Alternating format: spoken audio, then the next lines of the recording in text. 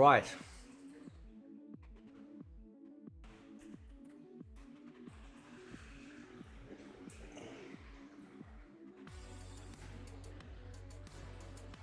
So, sometimes I talk about Mortal Kombat on this channel. I talk about it quite a lot. I talk about it because I love Mortal Kombat.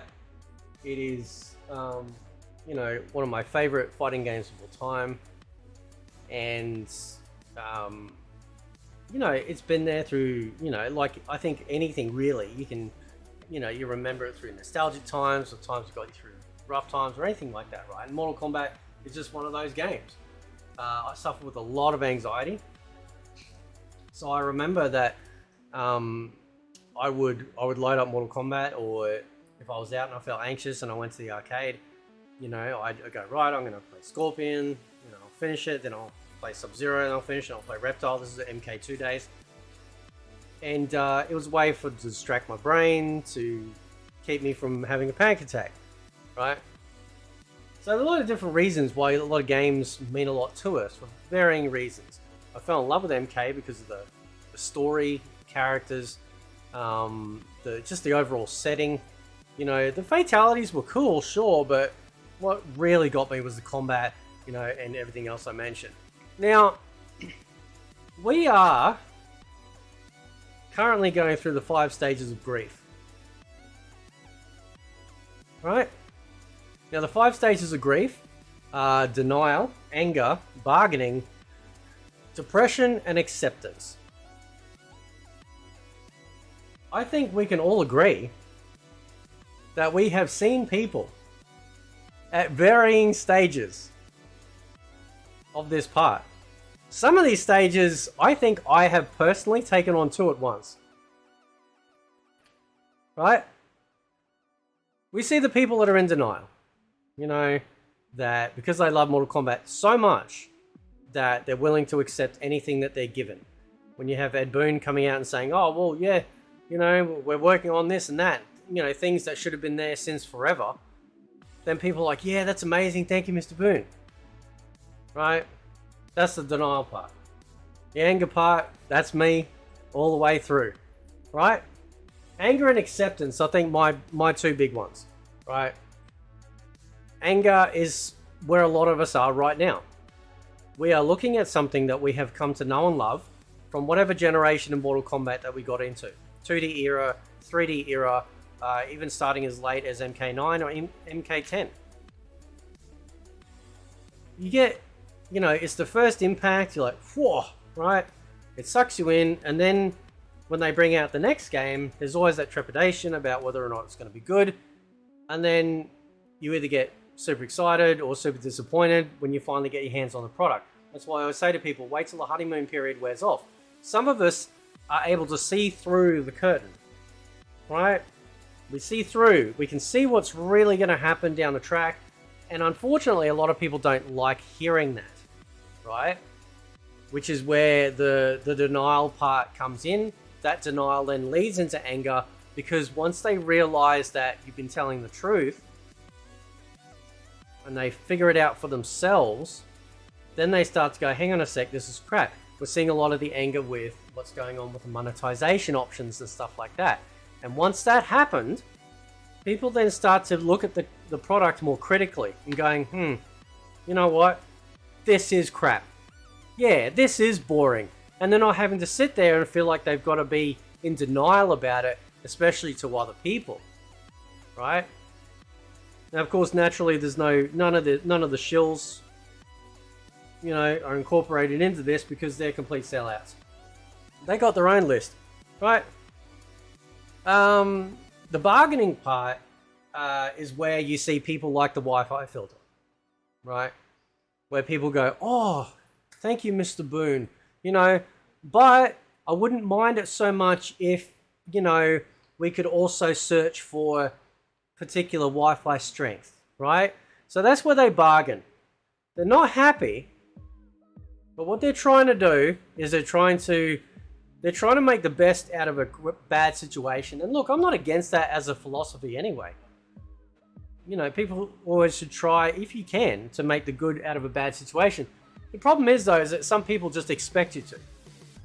Now, at the end of the day, this is just entertainment. It's just a video game. It doesn't matter in the grand scheme of things, right? Well, what really matters, though, is that you're a customer. You paid money for a product, and especially something that you have really become quite fond of, turn into something that feels very alien. And I'll get to that after, we do the last couple. Now, depression. I don't think I get depressed. Right? Maybe, I don't know. I just get very sad about the state of certain things, state of gaming. Something that we lean into for a way to break away from the rest of what's going on in the real world. Take our mind off things, allow us to recharge, relax, calm down, take out frustrations, if you will. But depression is going to be another one. The depression is going to hit hard for a lot of people. And I think for some people it already is. Right? Some people have sometimes skipped depression, gone straight to acceptance, which is where I'm also at the moment as well. And acceptance is when you start looking at other games going, you know what? I'm going to take my money elsewhere. I'm going to take my business. I'm going to take my interest in this particular genre somewhere else where it feels like they're welcoming of me as a newcomer, and they're also welcoming of their fan base. Right? They're not pandering to a certain particular group in order to, curry favor for clout. They're like, no, we got Tekken fans. We got Street Fighter fans. We're going to make them happy. And we hope that as newcomers, when you come in and enjoy our game, you'll see why the other people like it. Right? And they go, oh, I want someone that looks like Lizzo. It's like, well, this isn't the game for you. Although Bob does exist, so I guess it kind of does. But the depression part, I'm not saying people are going to get chronically depressed or anything like that. Let's be real. I think people are just going to be like, man, this sucks. You look at the game in your library and just like, what the hell happened? And I felt that. It's weird, actually. I think I got the depression part first. I think I got it first because when I first saw the name, when I saw it in a leak, I'm like, they're not going to call it Mortal Kombat 1. Are you serious? They're not going to make the same stupid mistake that Xbox did by calling it Xbox One. Oh wait, they did. Right? They literally referred to Liu Kang's new era as the new era. And nobody in the entire company thought, why don't we just call it Mortal Kombat New Era? Right? Then you're going down the 3D era. Right? Where we're getting, instead of numbered sequels, we're getting a new era. We're getting the 3D era back and away with Deadly Alliance, Deception, Armageddon. Not numbered, but named. Right? That would have been better. I really hate the name. And I wouldn't be surprised with their first story expansion, they probably softly retcon that name and call it something like Mortal Kombat Destruction or Armageddon or no, they can't call it that. But you know what I mean. They'll call it something else and quietly kind of take the one and they'll kind of bury it. I hope they do anyway. I really do. Alright. So that's the 5 stages. I think we can all agree that we've seen people at all levels, including myself, at either denial, anger, bargaining, depression, acceptance, or more than one. Now, in regards to the actual product itself, I have talked at length. I shared on Twitter the picture of the comment. I didn't name the person. They don't need to be named. But it's a comment basically saying, I don't want to associate with you. Essentially, you're too negative for my image because I want NetherRealm and Warner Brothers to keep me in their good graces. So don't associate with me. You have no valid points about the game. Well, I think I do. And I'm just a mouthpiece for essentially what a lot of other people are saying anyway. Right? I just make the video. Okay? But a lot of people also share the same sentiment. Because when you get this game, something feels off. It's like being hoodwinked. Conned. You look at the game and go, oh, looks like they're going back to their style. So many of the stuff I was excited for. Yeah, they're going back to the more Asian theme. That's cool. Really dug the story. I thought it was a pretty cool story. I like the character designs. In general, they look great, except apart from the mannish women faces. And they're still going for the whole covering up stuff for realism and mature. I I saw someone's comment on the Steam forums going, oh, Mortal Kombat's for mature people. Really? Is that right? A video game. This is what happens when you do this. I urge everyone to go out and watch the documentary for Half-Life 25th anniversary. In there, Gabe Newell, who is our Lord and Savior of Steam, who created, like, he was a co-creator of Valve, and of course we obviously got Steam, and that's the rest is history. He says in there, somebody had said something to like, oh, but what about realism? And he's like, why do I want it to be realistic? You know, like, it is so profound what he says. And I'm just sitting there, and my son, who's only 18, is watching, and he's like, wow. Still, to this day, this wasn't an old interview of Gabe. This was now. And he's still looking at games going, why are you trying to be realistic for? It's supposed to be fun. You're supposed to want to jump into this universe and have fun, bro. Just have a ball. Walk away from it. Put the controller down. Go, I'm getting goosebumps talking about it. Put the controller down going, yeah, man, that was great. Why does this product feel like the complete opposite of what I just said? Well, it's a corporate product, obviously. But I think also, and as much as I love Total MK, I think to a degree some of these people have sold out. I think some of these people have decided for their own financial future and God knows whatever else to not care about the product anymore. Why do you think indie games and indie developers really take off?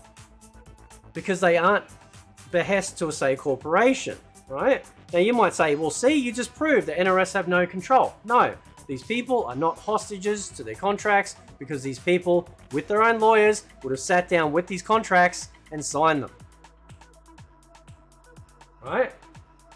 You can't tell me that if Ed Boon thought, you know what, this is a bad idea, let's go elsewhere. Warner Brothers didn't own Mortal Kombat. Right? Ed Boon and stuff owned Mortal Kombat.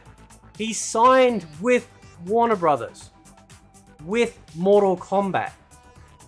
Now, we don't know whether or not Ed Boon still owns it and John Tobias still own it in the capacity that if he walks, the game walks. Who knows? I don't know. But what I do know is that everyone keeps pointing the fingers at Warner Brothers, but in reality, Warner Brothers aren't making the game, NetherRealm's making the game. And I see comments, this doesn't feel like Mortal Kombat. Where's the soul of this game? You know, like literally Shang Tsung came in and just sucked it dry. It's hollow. And not just hollow, it feels off. Something feels off with this game. You know, you got the pro players going, oh yeah, you know, whatever, like they don't like this nerf and that nerf. I don't put any stock into what they say because really they're only out for themselves. Me, I'm a customer. I pay for it, I want to know that I'm getting a good product, but I also advocate that everyone else also feels the same, that you should be standing up for what you pay for and going, hey, oh sorry, not standing up for what you pay for, standing up for the idea that what you paid for should deliver. So you look at the product, you go, oh, that's a nice menu, it's a nice background, characters look good, stages look good, something's off. It feels diseased. It feels like something is terribly wrong. There is something rotten at the core of this game. You know, not to be hyperbolic, but if we were going to talk biblical fashion, it feels evil. Now, I'm not saying the game is evil, but what I'm saying is, though, is that this feels it feels like a very wrong Mortal Kombat game. Does that make sense? Like it feels wrong. It feels like it was given to a bunch of people that, to a degree, hate the game. Some of them like it. You can see it with the stage design. Some of them like it where you can see with certain character designs. Okay? Some of the story elements were stuff that John Tobias had written. Again, I want answers. Was John Tobias some sort of advisor, or in some secret role in the creation of this game. Right? I don't know. But these are some of his storylines. Right? Which actually gave me more hope that this game could be really good. I didn't mind the story. Although the whole sort of like multiverse stuff, you're going to be real careful with that. You're going to be really, really careful with that, right? So, I was actually more hyped for this game than I was for MK11. And MK11 to me felt kind of the same. Sure, it's feature rich and there's a lot in there, you know, but Mortal Kombat 11 was essentially an Injustice game. We had stage interactables, you know, jumping off stuff, which doesn't feel like Mortal Kombat, you know, we're very more focused on special forces stuff. Obviously, them coming out and saying, oh, we need to be respectful and cover up the women, you know, and it just kind of went downhill from there. Now, a lot of people love MK11. As far as a feature-rich game, there's a ton of stuff in there. And if you like it, that's fine. I don't have to like it, you know, and we can still be pals. But something has... MK9, when you load up MK9, anyone that's played MK9, I haven't. When I played it on stream the other week, like a few days ago, there's this guy who's sort of giving me a bit of grief. It's pretty cool though, I like him. I like people come in, give me some grief, I'll give it back. That's what it is, we're a fighting game community, you know, a bunch of pussies, right? Anyway, and he's like, what's this? And I was like, oh, this is MK9, dude. Like, I don't think the dude had ever seen it. Or he hadn't seen certain parts of it. He's like, what the hell's that? I was like, oh, that's the challenge tower, man. You know, an actual challenge. You know, 300 levels of awesome just to get to the end and get a hot toilet paper covered Melina. That's what every single male did. That's the only reason why we finished that tower. We didn't get anything else out of it. We just wanted that booty. It was great. But we had so many game modes. You know, the characters were great. It felt metal. You know, great soundtrack, great looking characters. The dudes were chads, the chicks were hot, great fatalities. You know, we didn't have any gimmicks or anything like that. And the only new gimmick that they introduced in the game was the X-ray. Right? And I love that because it was like Mortal Kombat's first time at having a super move. Right? They were going, you know what? Street Fighter has one, King of Fighters, all these other fighting games have a super move. What can we do? Oh, I know. We'll do this. And it was amazing. And it was fast, and it was fluid, and it was so cool. And then, when MK10 came along, even though it still kept a lot of the grittiness, the story went downhill. And then we started to see very slow changes. Women, terribly ugly, like awful. Like, what? They literally look like somebody molded their face out of clay. You know, using their ball sack. Right? Awful. Some of their costumes were pretty good though, right? So they weren't fully pulling back yet, but you could feel things. You had fatality tokens in there, right? That you couldn't buy in the store, but they were in the game, right? They were testing the waters, right? We got the crypt back. That was fine. And then so on and so on and so on. So we get to the point now where we have Mortal Kombat 1.tm, the corporate game, the heavily monetized game that feels very alien. Now, you'll have some deniers out there going, oh, it was never Injustice 3, it was always MK because Jean-Claude voiced his lines, right? Sure. Okay. But that doesn't mean to say that they don't hang on to those lines, you know, that audio for them when they do make a Mortal Kombat game down the track. They've already paid him for his work. And it's done. Okay? There's no time limit. Right? It's already done. And they just managed to get him. The reason why it feels off is because it's not Mortal Kombat. It's something else. It's not just a corporate game. It's a game that is heavily infected with woke ideology. You can see it with how the women are, you know, like they don't look too bad when they got their faces covered, but you know, as soon as that mask comes off, you know,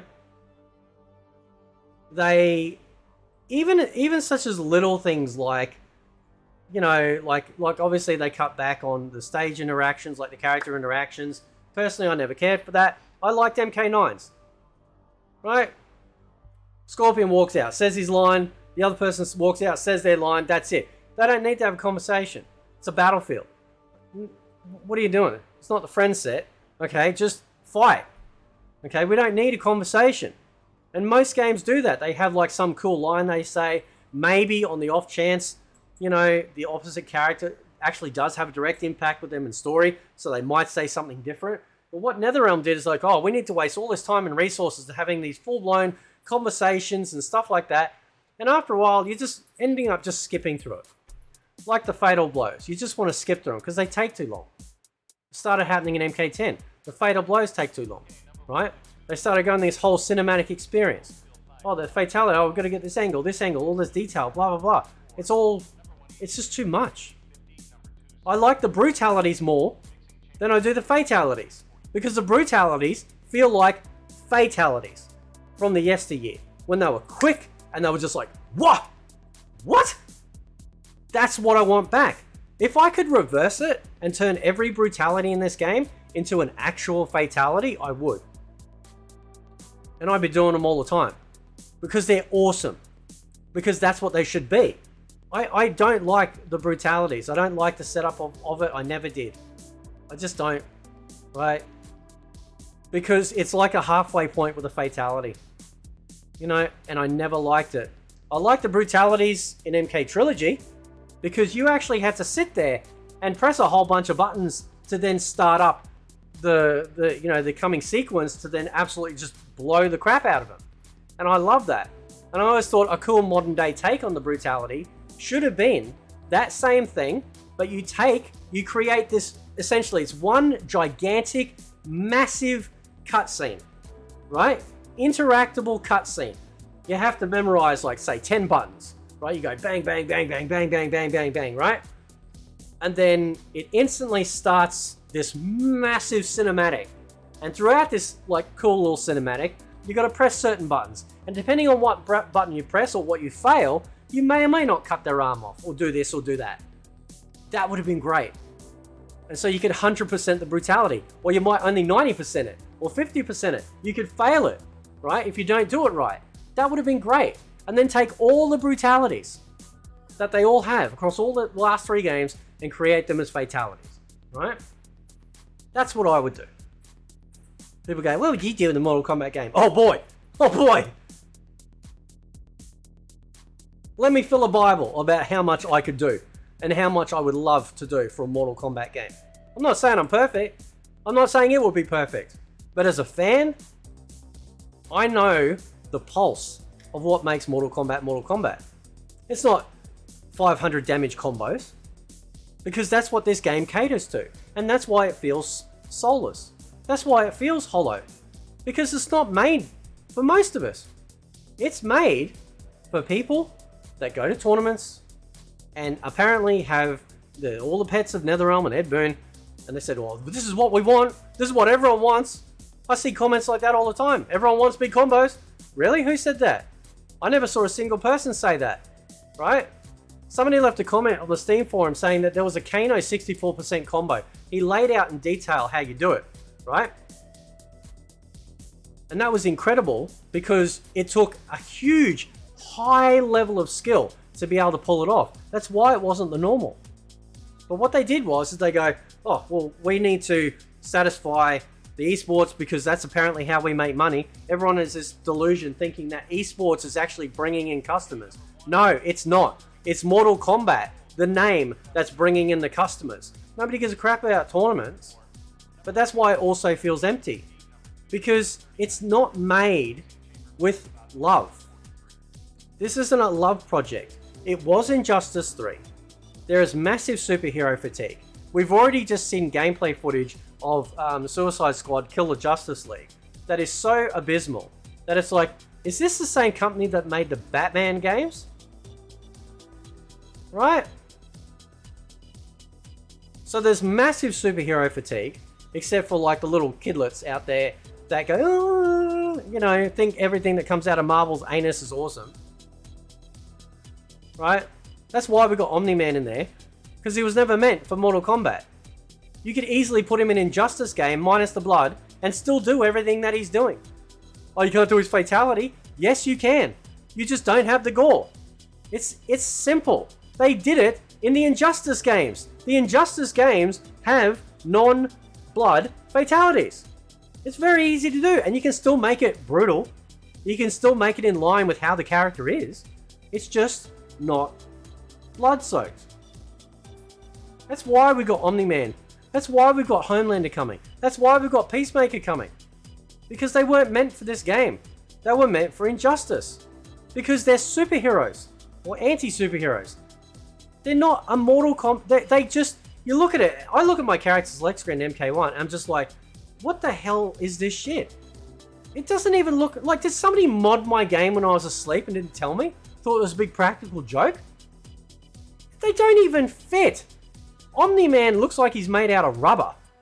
You know, I feel very uncomfortable when I'm doing Reiko's grab move and like dropping him on the ground, because Reiko's hand's awfully close to Omni-Man's. Like, apparently, you know, and it's so weird, isn't it? They perfectly curated Omni-Man's ass, right? You know, like perfectly. And then you look at all the chicks' asses, and it looks like somebody shoved like a, you know, like a surfboard down the back of the pants. Flat. And that's because there are agendas at play here. Slow but surely. ESG, Environmental Social Governance, is a system that when companies adhere to all the checklists that they say, hey, if you do this, we'll give you a tax break. If you do this, Ed Boon, we'll give you a bonus. Why do you think Ed Boon seems all but disinterested in Mortal Kombat? He doesn't seem happy about it. He can, you know what? When you watch interviews with him, it almost seems like he just doesn't even know what to say. Yet you go back to the 3D era, or even earlier, when he's talking about MK and stuff like that, you can tell. Even though Tobias wasn't there, you could tell that he still loved it. Something has changed. Now, there was another interview where it seemed like he's got a lot of Mortal Kombat fatigue. So why don't you give it to people that actually love Mortal Kombat? Not to this team, because this team, they don't seem to get it. They seem to think that Invasions is a wonderful game mode.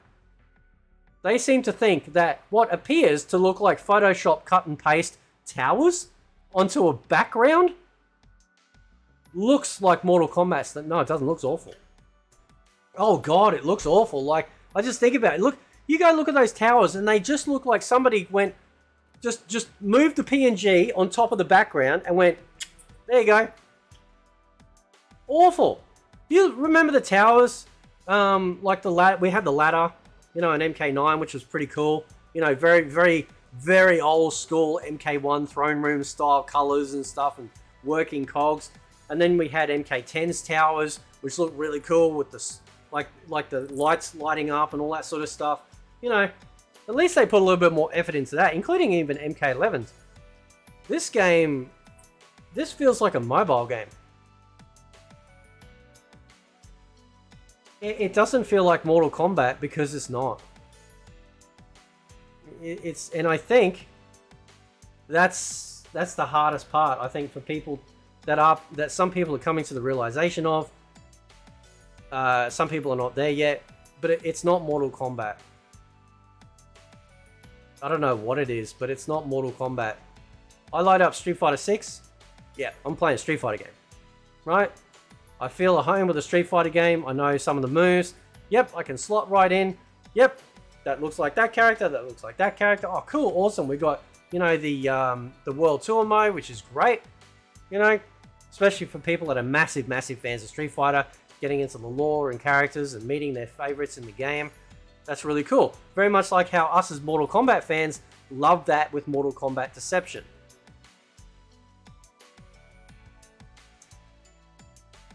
So I don't know what's going to happen. I see people in my comments all the time, and God bless you all. You know, you are heard. I read every comment. You know, even the hater ones, of course. But there is something terribly wrong with this game. There's something terribly wrong with their idea of Mortal Kombat.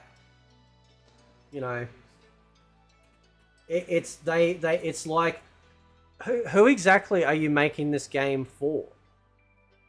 Because it's not for the average Mortal Kombat fan. When you got people in my comments telling me that they've uninstalled it, that they haven't played it in weeks, that they're bored, that they just feel like they don't know what to do, it's not exciting, that they're looking at games like Street Fighter 6 or Tekken 8 and going, maybe I should jump ship. And while, sure, you don't get the blood in those games, sure, you don't have fatalities, well, what's left? If you take out those two gimmicks in Mortal Kombat, what's left? They literally brought out a new Mortal Kombat game and retconned pretty much every character from everything that we've come to know and love. And it failed. Like, don't get me wrong. Like I said, I enjoyed the story. I appreciate it as like a sidestep. Right? But my favorite sidestep story that felt like we honored the original, but also gave us a new perspective, was MK9.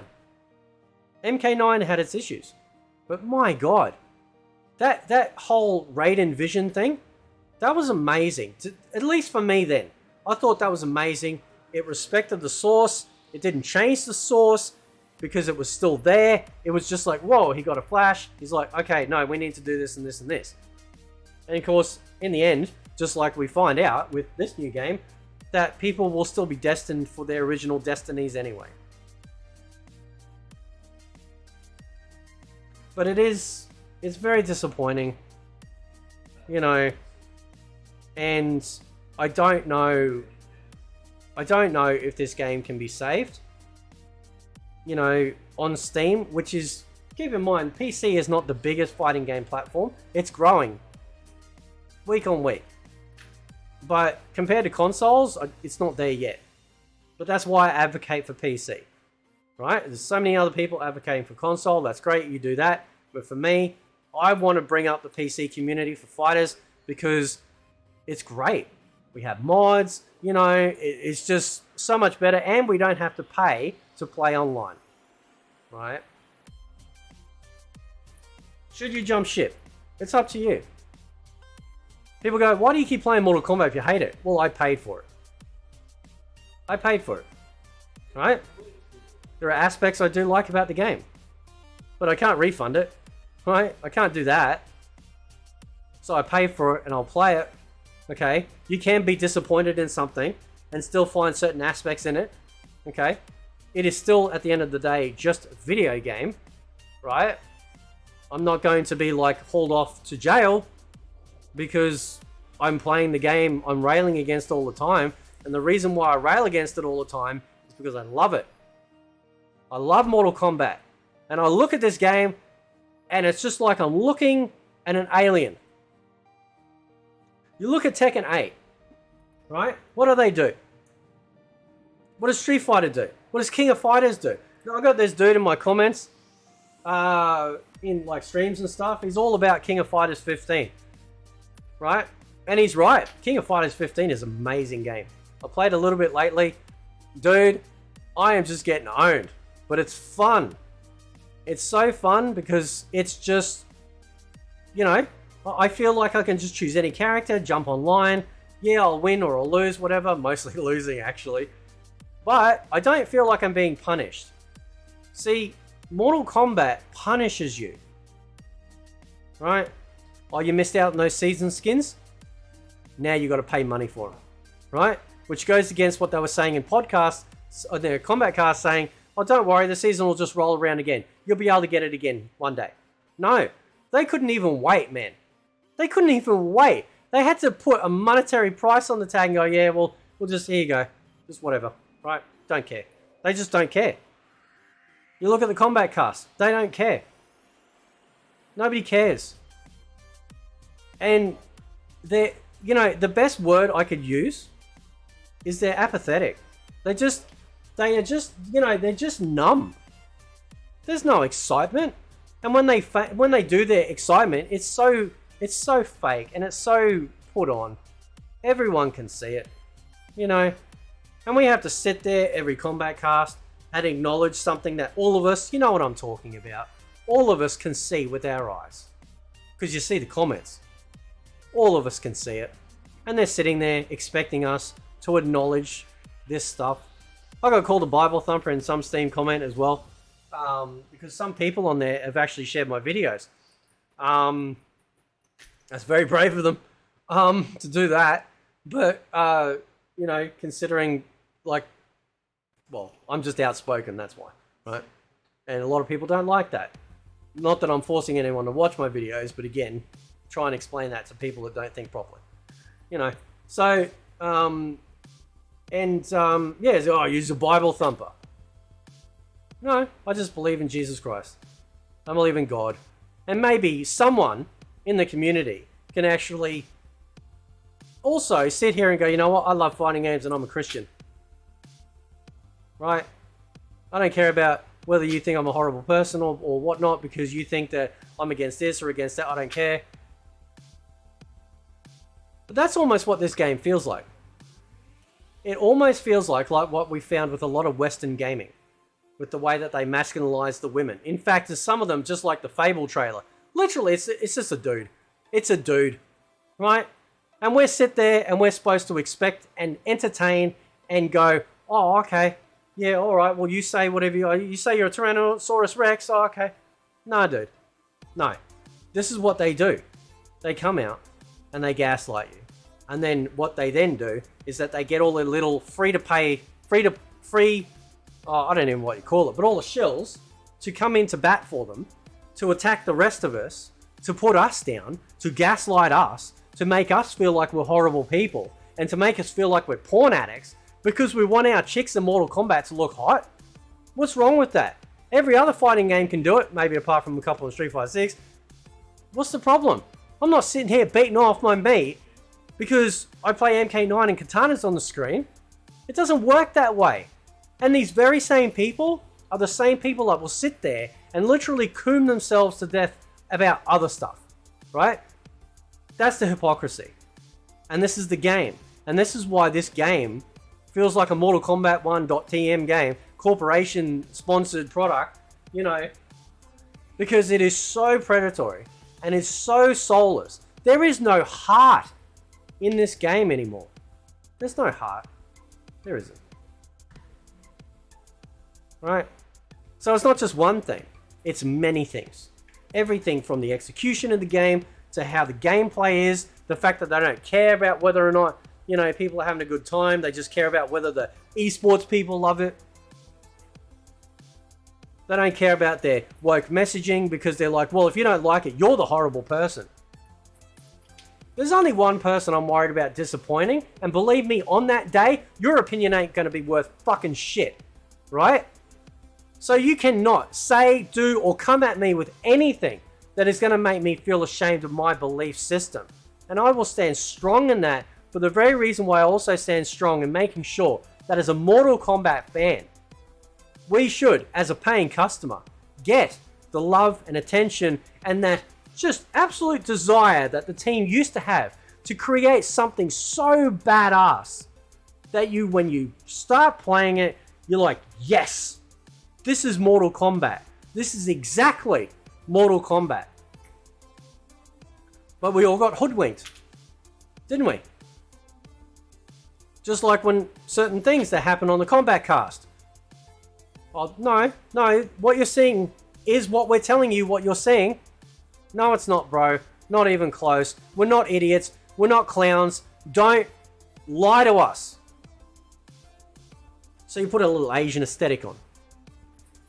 You bring back some storylines from Tobias. I don't know whether he agreed to it or not. I don't know, actually. Sucker people like me, because I love John Tobias. His vision of Mortal Kombat in the universe. Oh, that's why I fell in love with the game. Right?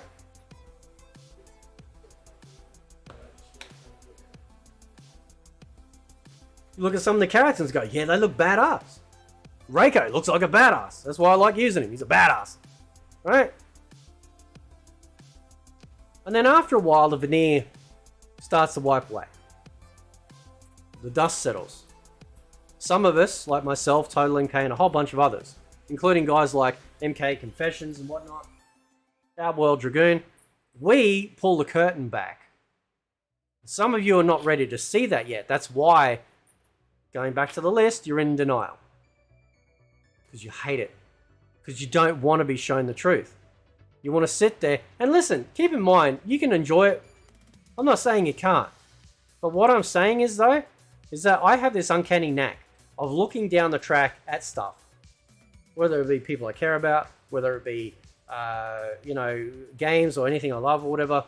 I have this uncanny knack to predict, yeah, this is how it's going to work out.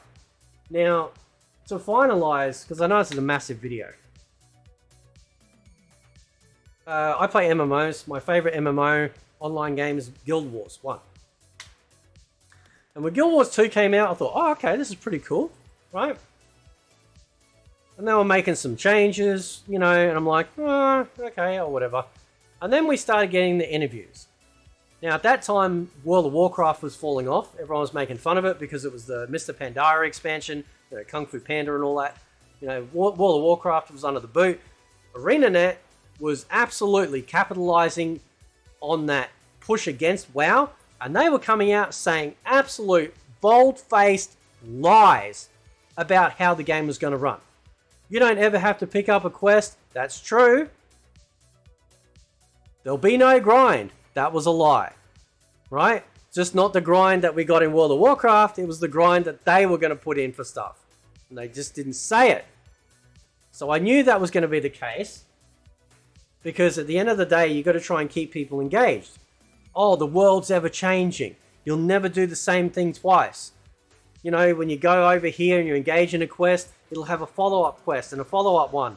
And you'll save the village, or you may not save the village. Yes, that's true. That is true. But what they don't tell you is that everything's on a timer anyway.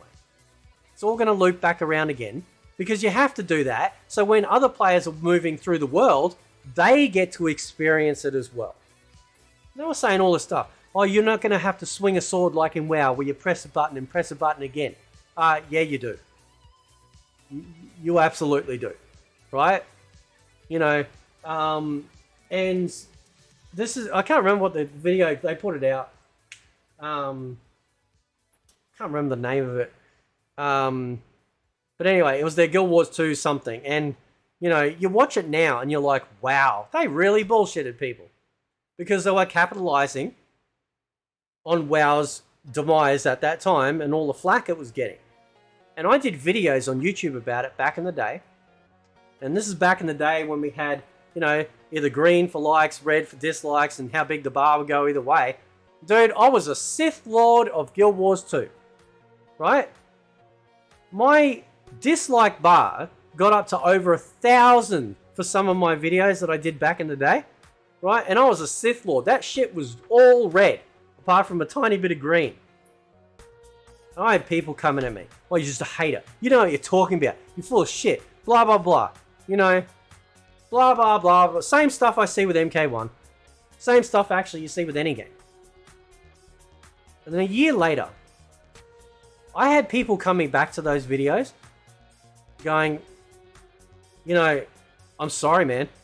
I was one of these guys railing on you back then, telling you I had no idea what you were talking about. And then a year later, I'm bored out of my mind. There's nothing to do except grind. Everything they said, in the manifesto, the Guild Wars 2 manifesto, everything they said in their manifesto, it's crap. Well, not everything, but, the things that they were claiming wouldn't be like World of Warcraft. Yeah, you just kind of put a different skin on it, right? And I'm not saying Guild Wars 2 is a bad game. I love Guild Wars 2. It's an amazing game. What I'm saying is, they could have just been honest. They could have just been upfront and honest. And that's what I expect as a customer paying for a product, is that for them to be honest. Right? When you got the Kombat cast sitting there going, oh, nah, there's so much content. No, there's not so much content, bro. Because what you did, just like an MK11, except what you did is, it's the same but different. In MK11, you loot boxed everything, right? Sure, you could target stuff in a tower at a time, but you couldn't target stuff in the crypt. You had to keep resetting that mofo, okay? And then because of all the scandalous stuff about loot boxing, they go, oh, we can't do that. what can we do? I know what we'll do. We'll essentially create a battle pass for every character, and then a battle pass for your main character account. That's what we got. We got essentially on launch day 30, was it, how many cameo fighters did we get? Was it 15?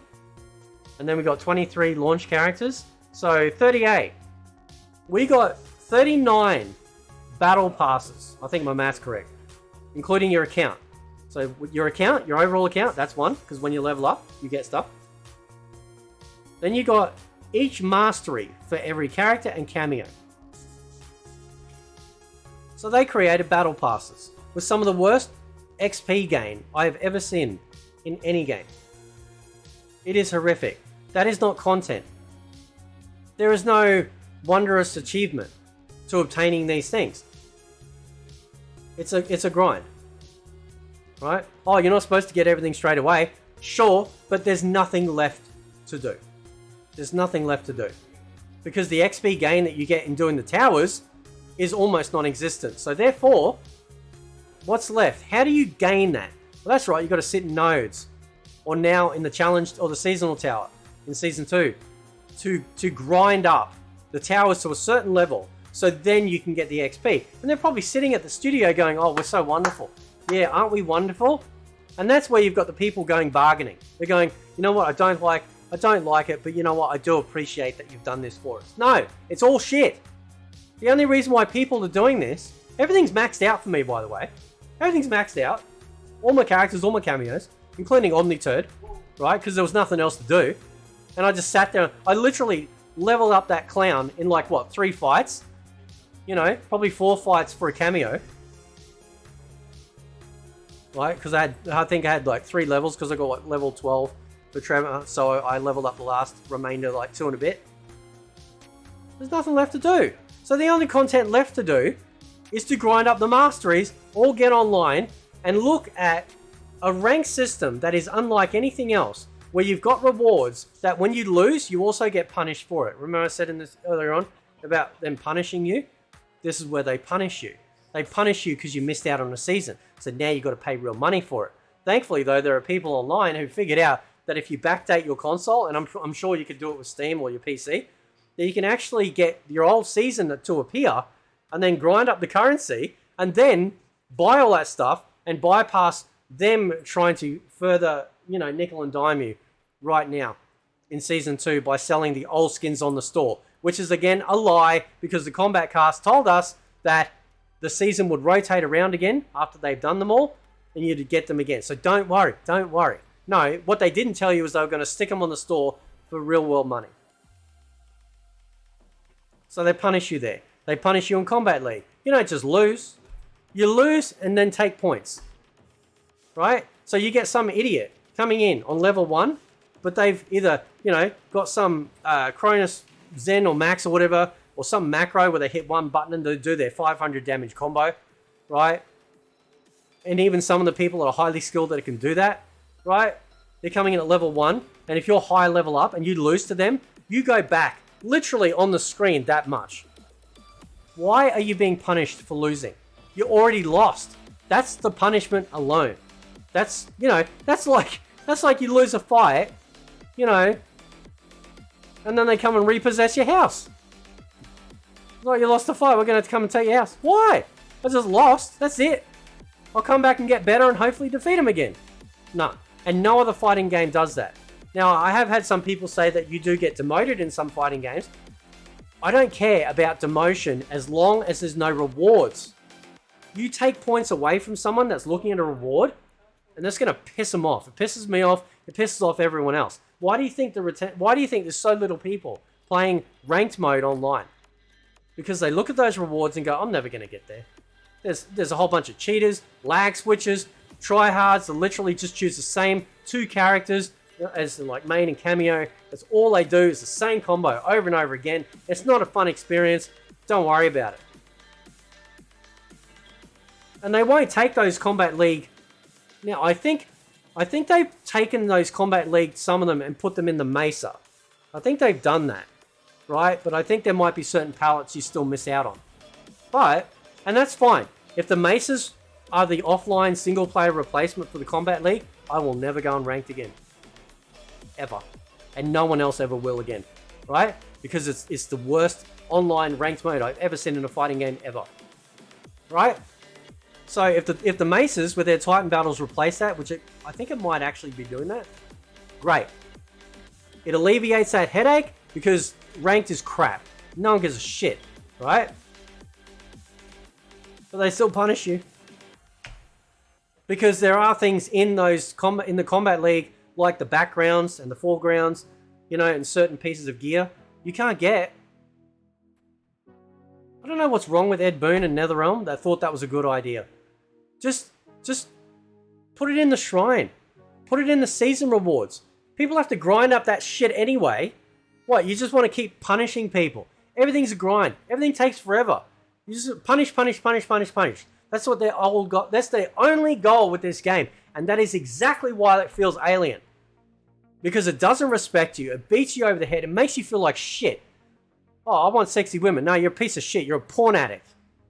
You go check out these Twitter profiles, and they're sitting there, they're literally spanking off over whether or not Johnny Cage and Kenshi are sucking each other off.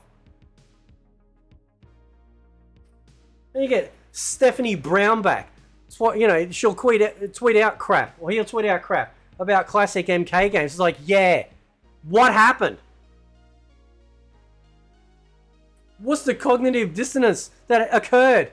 The breakdown between these great games and the pile of dog shit that you put out now. And don't come at me going, oh, you know, these are nice. I'm sure they're nice people. But at the end of the day, nice people can put out shit. Okay? And it is shit. It's dog shit. It's a dog shit Mortal Kombat game.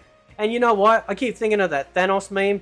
You know, maybe I judged you too harshly with MK11. No, I don't care for MK11.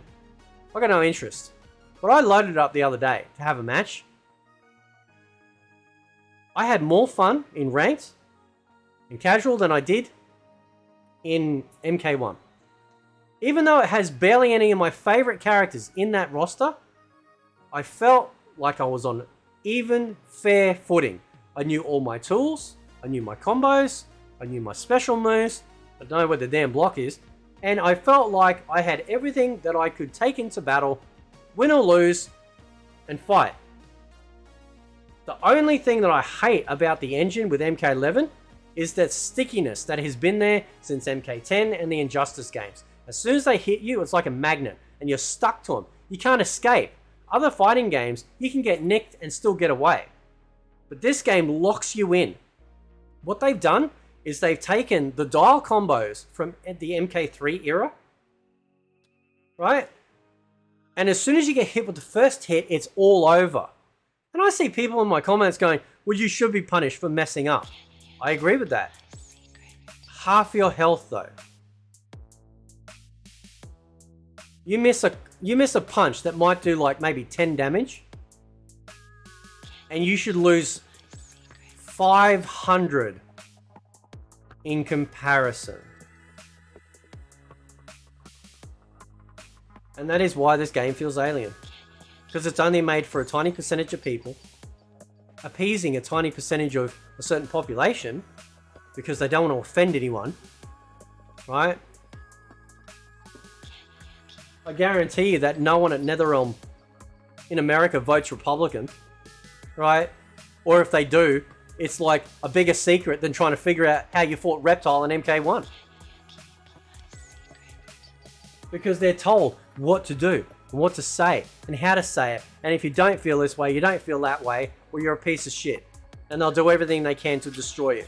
And then they use video games to do it. They use video games and movies and TV shows as the medium to indoctrinate and re-educate and put you down and make you feel like garbage because something that you got used to, something that you paid fucking money for. Mortal Kombat wasn't made free to play back in the day. We have been paying for these games ever since. We kept Ed Boon and some of his team in the business of, you know, being able to further create these games. We keep them in business, not the other way around. And no one is too big to fail. Look what happened with World of Warcraft and Blizzard. Look at all the stuff that happened with them, man. Absolutely catastrophic failure across every metric you can think of. They had to really get down to grassroots and go, okay, listen, we got to fix this. We got to get rid of all the bad crap. In Dragonflight, there's a little bit of hints in there, obviously because it was still going on and being made at the time. But it feels like, hopefully anyway, they've turned a corner. At least content-wise, they brought Chris Metzen back. If anyone knows about World of Warcraft, you know what I'm talking about. A lot of great things seem to be coming forward out of World of Warcraft. Blizzard was the king back in the day. The king. Right? Every time Blizzard put out a game, it was gold. It was the best thing you could ever get your hands on. It was awesome to be a fanboy of a Blizzard product. Everything from StarCraft, Warcraft, World of Warcraft, Diablo. And then, slowly but surely, just like what we're seeing with everything else, ESG and all their little woke nonsense starts to creep in. Oh, we've got to re-educate our player base. No, you shut the fuck up and you make a fun game. That's the only thing I pay you for. You're not my daddy. You're not my mummy. So shut the fuck up. Make a video game that's worthy of our money. Or piss off. It's as simple as that. Look what happened with No Man's Sky. Now there's a situation where No Man's Sky was actually forced out with their game too early. Everything that Sean Murray talked about, everything that they wanted to do, they're like, no, we're going to be able to play with other people and do this and do that, and then you get the game, you're like, where's the 95% of this game you said was going to be here? And that's because Sony pushed them out and said, no, we need to get it out now. And that's it. I remember the Steam reviews. It was like overwhelmingly negative for this game, right? It was like Redfall levels of reviews. What did Sean Murray and the team do? They went, okay, no, we believe in our product and we need to make it right. They got this Japanese mindset of like, no, we have to make sure we win the favor back of the customers. And now No Man's Sky is one of the best space sims ever. It is so good. All their content that they're bringing out for free, all free, all amazing. It's great because they realized, okay, we need to make this right. NetherRealm, this is your No Man's Sky moment. And while the reviews are mostly positive sitting at the moment on Steam, don't get it twisted. The longer this game is out, the more people see it, the more time that they spend in it and see the predatory practices, or they get bored because there is literally nothing to do, eventually that will start to turn around. And you will see people just going, this is boring, I don't give a crap about this extra character. Yeah, whoopee-doo. An extra character for what? What? Because now you've laid the template. Now we know how invasions work. Now we know how grindy they are. And what? How many characters are you going to do this for? It's boring. So now we know 100% the full layout of everything that they plan to do in terms of invasions mode, in terms of Combat League. So unless they have some big major expansion pack that is going to add a whole bunch of new game modes, right? Increase our XP gain, respect us as MK fans and customers, I don't see it turning around anytime soon. And that is why this game, it feels body snatched. It's got MK on the tin, but under it, it's not Mortal Kombat. Anyway, catch you next time.